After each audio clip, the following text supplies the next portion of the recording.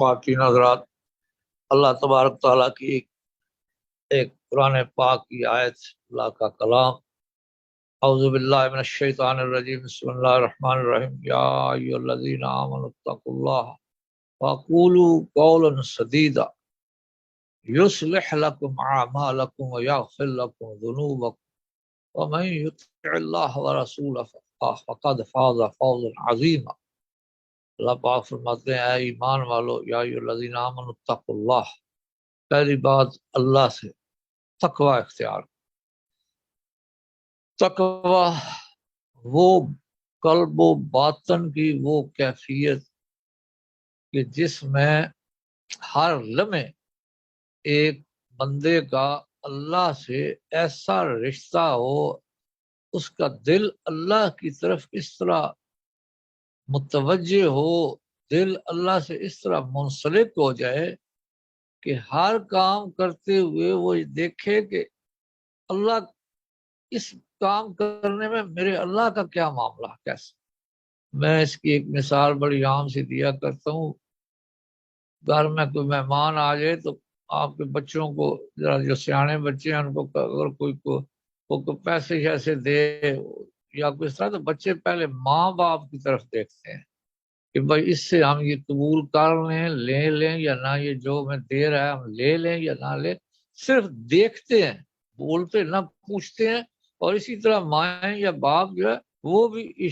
آنکھوں میں اس کا جواب ان کو دے دیتے ہیں، لے لو یا نہ لو، زبان سے کچھ بھی نہیں کہتے۔ یہ جو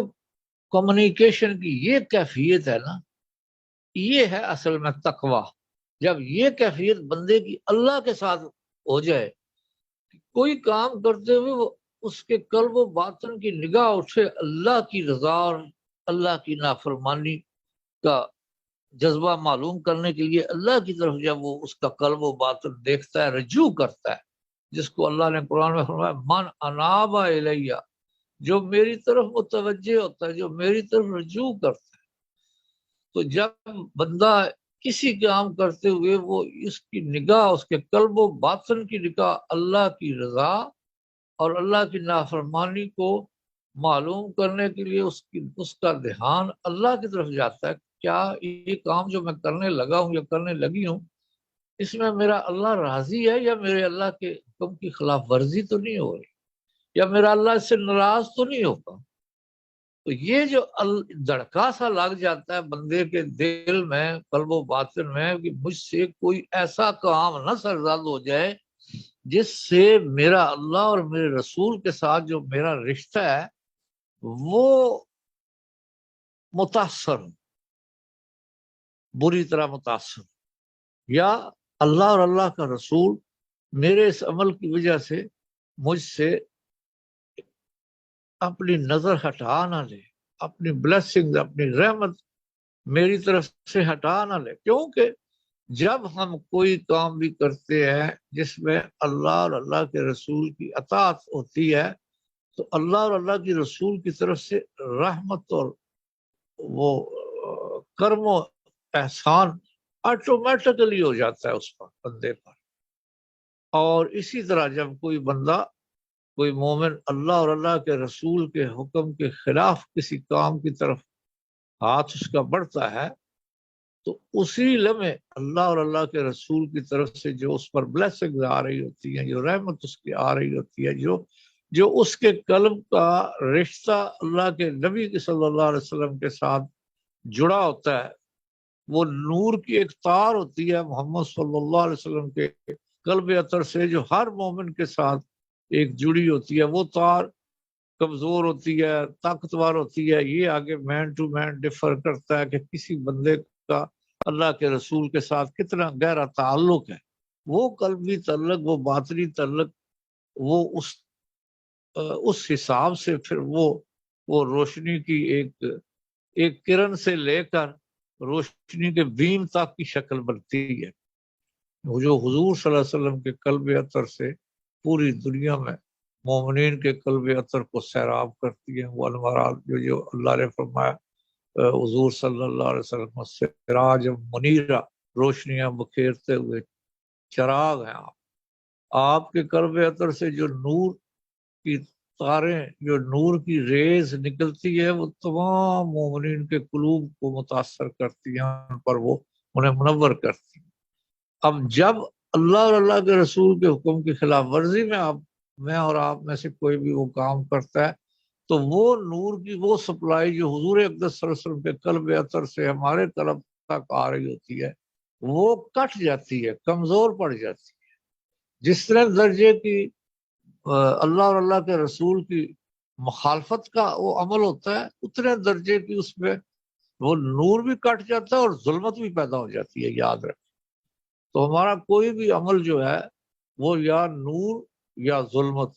ان میں سے کسی ایک سے متعلق ضرور ہوتا ہے وہ۔ تو یا اللہ پاک فرماتے ہیں یا ایھا الذین آمنوا اتقوا اللہ، پہلی بات یہ کہ اللہ سے تقوی اختیار، یعنی ہر معاملے میں اپنے اعمال کو اللہ کی رضا اور اللہ کی مخالفت کے حساب سے اس کو ہاتھ ڈالو، کسی کام اندازہ کر لیا کرو کہ اس میں اللہ کی اطاعت ہے یا اللہ کی نافرمانی ہے۔ یہ جو اللہ کی طرف رجوع قلب و باطن کا کرنا ہے ہر عمل میں، اللہ کی رضا کی تلاش میں، اللہ کی رحمت کے حصول کے لیے دھیان کرنا کہ میرا عمل اللہ اور اللہ کے رسول کی طرف سے مجھے رحمت عطا کرے گا، تو یہ اس کو تقویٰ کہتے ہیں، اس کیفیت کا نام تقویٰ ہے۔ یا ایھا الذین آمنوا اتقوا اللہ وقولوا قولا سدیدا۔ اب تقویٰ اگر تمہارے قلب و باطن میں پیدا ہو گیا تو قولوا قولا سدیدا، بات سیدھی کیا کرو، سچ بولا، حقیقت پسندی کے ساتھ بات کیا، قولا سدیدا، سچ سیدھی بات کیا، کبھی ہیر پھیری کر کے بات نہیں۔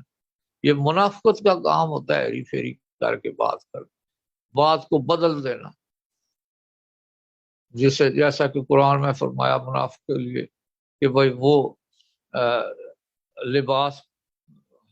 جھوٹ کو سچ کا لباس، سچ کو جھوٹ کا لباس پہنا دیتے، اور جھوٹ کو سچ کو جھوٹ کا لباس پہنا دیتے۔ تو یہ ہے وہ چیز جس سے منع کیا گیا، وقولوا قولا سدیدا۔ اور یہ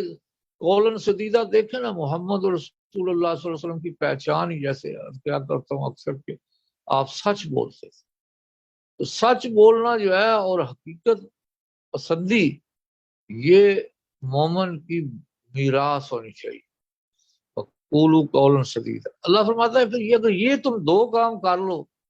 ایک تمہارا دل کے اندر وہ تقوی کی کیفیت پیدا ہو جائے، دوسرا تم بات کھری اور سچی کیا کرو، تو ہوگا کیا؟ یصلح لکم اعمالکم، تمہارے اعمال کی اصلاح ہو جائے گی۔ تم جو کام کرو گے نا وہ خود بخود ٹھیک ہو جائے گا، وہ غلط کام ہوگا ہی نہیں تم سے۔ اگر یہ دو بنیادیں تمہاری پکی ہو گئیں تو تمہارا اعمال میں اصلاح ہو جائے گی، اعمال تمہارے درست ہو جائیں، تمہارا لینا دینا، ایک دوسرے سے بات کرنا، ایک دوسرے کے ساتھ ڈیل کرنا، یہ بالکل فرمایا بالکل اچھا ہو جائے گا، اس کی اصلاح ہو جائے گی۔ اقولوا قولا سدیدا یصلح لکم اعمالکم، اس کے ساتھ کیا ہوگا؟ ویغفر لکم ذنوبکم، جو تم نے پاسٹ میں جو غلطیاں کی ہوئی ہوں گی، اللہ فرماتا ہے میں اس کے نتیجے میں جب تم یہ فکر اختیار کرو گے، اس راستے کو پکڑو گے، تو تمہارے وہ پچھلے میں سارے گناہ معاف کر دیں۔ وَيَغْفِرْ لَكُمْ ذُنُوبَكُمْ، پھر فرمایا وَمَن يُطِعِ اللَّهَ وَرَسُولَهُ، اب جو اللہ کے اور اللہ کے رسول کی اطاعت کرے گا، ہر کام میں اللہ اور اللہ کے رسول کی مرضی کے مطابق کرے گا، وَمَن يُطِعِ اللَّهَ وَرَسُولَهُ فَقَدْ فَازَ فَوْزًا عَظِيمًا، تو پس وہ کامیاب ہو گیا، اور کامیابی بھی کون سی؟ فاز عظیمہ، فقد فاز فوزا عظیمہ، اس نے عظیم کامیابی کو پا لیا۔ اب یاد رکھیں یہ عظیم کامیابی کا جو سرٹیفکیٹ ہے یہ اللہ دے رہا ہے۔ اب اللہ کے نزدیک عظیم کامیابی جو ہے وہ بہت بڑی واقعی کامیابی ہوگی۔ تو اللہ تعالیٰ مجھے اور آپ کو اس طرح یہ کیفیات بھی اللہ میں دے تقوی والی، اور ہماری زبان میں بھی وہ، اور ہمارے عمل میں بھی کھرا پن اور سچا پن آ جائے، اور جس کے نتیجے میں ہمارے اعمال یقیناً ہمارے اس میں منافقت والے اعمال آپ سے ہو ہی گئے نہیں. اگر یہ دو چیزیں ہو جائیں تو آپ کے اعمال خود بخود اللہ اور اللہ کے رسول کے حکم کے مطابق ہوں گے، جن میں ہر عمل کے اندر آپ کو اجر و ثواب، اور ہر عمل کے اندر آپ پر انزل السکینۃ فی قلوب المؤمنین، مومنوں کے قلوب پہ وہ اللہ کی رحمت اور بلیسنگ چلتی رہے گی. اور یہ ہو گیا تو فرمایا پھر میں یطع اللہ و رسول، اب ہو گئی اطاعت میں اللہ اور اللہ کے رسول کی اطاعت مل گئی. نافرمانی جو چھوڑ دی، نافرمانی چھوڑ دی تو اللہ کی اللہ اور رسول کی اطاعت مل گئی. تا پھر میں یطع اللہ و رسول، اللہ کی اطاعت کر لی، اللہ کے رسول کی اطاعت کر لی، فقد فاز فوزا عظیما، تو بس اس نے کامیابی کو پا لیا، اور وہ کامیابی پا لی جو عظیم کامیابی. اللہ تعالیٰ مجھے آپ سب کو یہ جو ذکر ہم کرتے ہیں، یہ جو ہم عبادات کرتے ہیں، اس میں اصل میں ہم وہ انرجی حاصل کرتے ہیں جو ہمارے قلب و باطن کو بیدار کر دے. ہمارا قلب و باطن بیدار ہو تو اس کو اللہ کے فرما برداری، اللہ کی نافرمانی کا فرق محسوس ہو، خود بخود اسے محسوس ہو. جیسے کوئی گرم چیز اور ٹھنڈی چیز کو ہاتھ لگائیں تو فوراً ہاتھ محسوس کرتا ہے یہ گرم ہے یہ ٹھنڈی. اسی طرح ہمارا قلب جو ہے وہ اس نفع کو اور اس نقصان کو محسوس کرنا شروع کر. یہ ہے قلب سلیم جو آخرت کے نفع اور آخرت کے نقصان کو اس دنیا میں کھڑے کھڑے اس دنیا میں عمل کرتے ہوئے وہ محسوس کر رہا ہو. یہ عمل میرا آخرت میں مجھے خراب کر رہا ہے، یہ عمل میرا آخرت میں مجھے کامیاب کر رہا ہے. یہ جو احساس اور شعور کامیابی اور ناکامی کا قلب و باطن آپ کو بر وقت دے، موقع پر دے، برائی کرنے سے پہلے برائی سے روک دے، یہ ہے قلب سلیم. اس قلب سلیم کے لیے یہ ہم ذکر کرتے ہیں کہ ہمارے میں وہ کیفیات مل جائے. اللہ تعالیٰ مجھے آپ سب کو کیفیات سے نوازے، اپنا قرب دے، اپنے نبی صلی اللہ علیہ وسلم کی اطاعت کی توفیق دے. یاد رکھیں ہر چھوٹی سی چھوٹے اللہ کے نبی صلی اللہ علیہ وسلم کے طریقے اور سنت کو اڈاپٹ کرنا، یہ اللہ اور اللہ کے رسول کے قریب کرنے والی چیز ہے. اور ہر عمل میں جتنے اعمال میں آپ اللہ اور اللہ کے رسول کے حکم کے خلاف چلیں گے، اتنا آپ اللہ اور اللہ کے رسول سے دوری آپ کو ہوگی خود بخود، اتنا شیطان قریب ہو جائے گا، اتنا وہ آپ پر غلبہ پا لے گا. اللہ مجھے آپ کو